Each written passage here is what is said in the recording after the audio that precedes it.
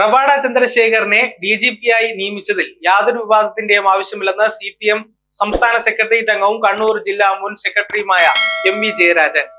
DGP നിയമനം വിവാദങ്ങളും വസ്തുതകളും എന്ന തലക്കെട്ടിൽ ദേശാഭിമാനിയിൽ എഴുതിയ ലേഖനത്തിലാണ് ജയരാജന്റെ വിശദീകരണം. ചട്ടവും മാനദണ്ഡവും സുപ്രീം കോടതി വിധിയും പാലിച്ചാണ് റവാഡ ചന്ദ്രശേഖറിനെ പോലീസ് മേധാവിയായി നിയമിച്ചതെന്നും നിയമനം വിവാദമായതിന്റെ പിന്നാലെ ചേതോവികാരം ഇടതുപക്ഷ വിരുദ്ധ രാഷ്ട്രീയം മാത്രമാണെന്നും അദ്ദേഹം ലേഖനത്തിൽ പറയുന്നു.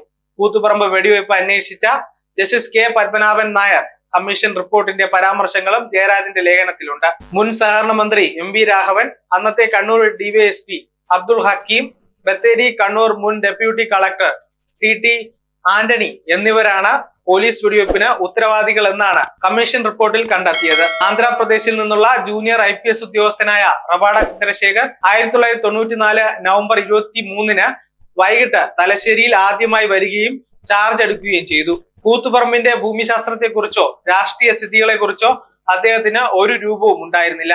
MV രാഘവൻ, അബ്ദുൾ ഹക്കീം ബത്തേരി, TT ആന്റണി, റവാഡ ചന്ദ്രശേഖർ എന്നിവർ ചേർന്ന് നടത്തിയതായി ആരോപിക്കപ്പെടുന്ന ഗൂഢാലോചനയ്ക്ക് തെളിവായി രേഖകളൊന്നുമില്ലെന്ന് കമ്മീഷൻ റിപ്പോർട്ടിൽ ഉണ്ടായിരുന്നുവെന്നും ജയരാജന്റെ ലേഖനത്തിൽ പറയുന്നു. കൂത്തുപറമ്പ് വെടിവെപ്പിന് റവാഡ ചന്ദ്രശേഖർ ഉത്തരവാദിയല്ലെന്നും വെടിവെക്കാൻ ഉത്തരവ് നൽകിയത് ഡെപ്യൂട്ടി കളക്ടർ ആണെന്നും അത് നടപ്പിലാക്കിയത് DYSP ഹക്കീം ബത്തേരിയും സംഘവുമായിരുന്നുവെന്നും ജുഡീഷ്യൽ കമ്മീഷന്റെ റിപ്പോർട്ടിൽ കൃത്യമായി രേഖപ്പെടുത്തിയിട്ടുണ്ട്. വസ്തുത ഇതായതിനാൽ DGP നിയമനം വിവാദമാക്കുന്നവരുടെ അപവാദ പ്രചരണങ്ങൾ ജനങ്ങൾ തള്ളിക്കളയുമെന്നും ലേഖനത്തിൽ പറയുന്നു.